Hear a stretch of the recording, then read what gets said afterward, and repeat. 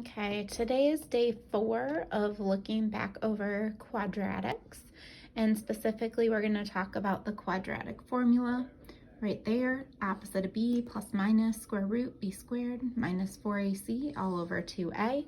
We've got 3 types of problems and they're all going to have different types of solutions today.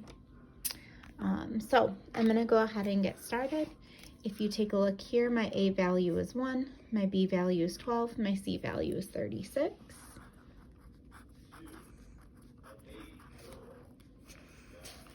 Okay, so I'm going to start plugging things in. Opposite of B would be negative 12 plus minus the square root of B squared. 12 squared is 144 minus 4 times A, which is 1, times C, which is 36, all over 2 times A. 2 times 1 is 2. Now, when I multiply this together, I get 144. So 144 minus 144 is going to give me 0 under my square root. So that's kind of interesting. So negative 12 plus minus the square root of 0 over 2. So adding or subtracting the square root of 0 does nothing. It's not going to change the value. So really all I have is negative 12 over 2. And the reason I say it does nothing, because remember the square root of 0 is 0. So negative 12 divided by 2 is negative 6. So I have one solution, and as we learned later in chapter 3, it's going to have a multiplicity. I'll have a multiplicity of 2, but we only have one distinctly different solution there.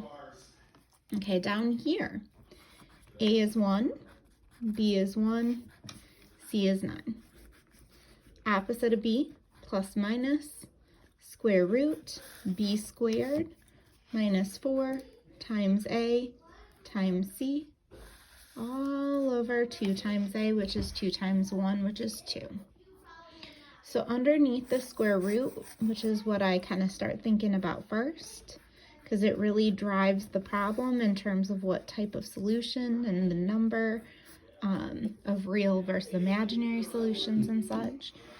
So I get 1 minus 36. Well, 1 minus 36 is negative 35. So now I can tell it's imaginary because what's under my square root is negative. Remember, when that happens, an I pops out front. So my final answer is 1 plus minus I root 35 over 2.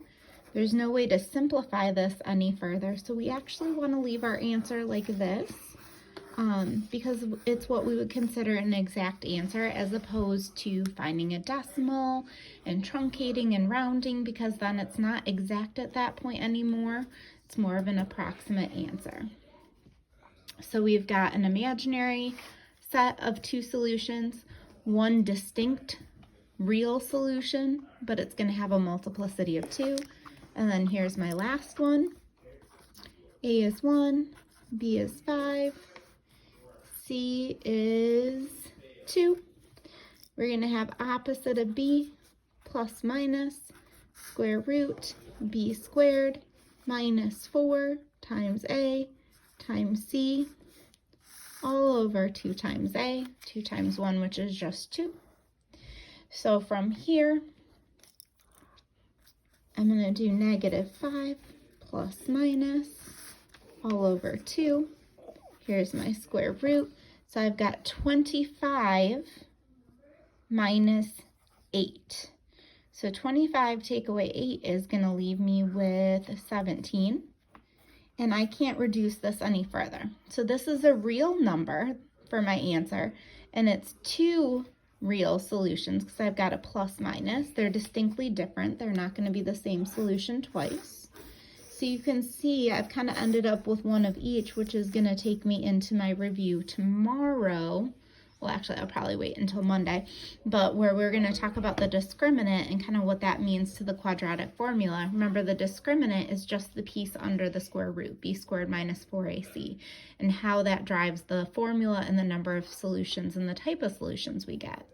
We should always get 2 because it's quadratic, but I should say number of distinctly different solutions. So we got one distinctly different real solution two solutions but imaginary, two distinctly different solutions but real.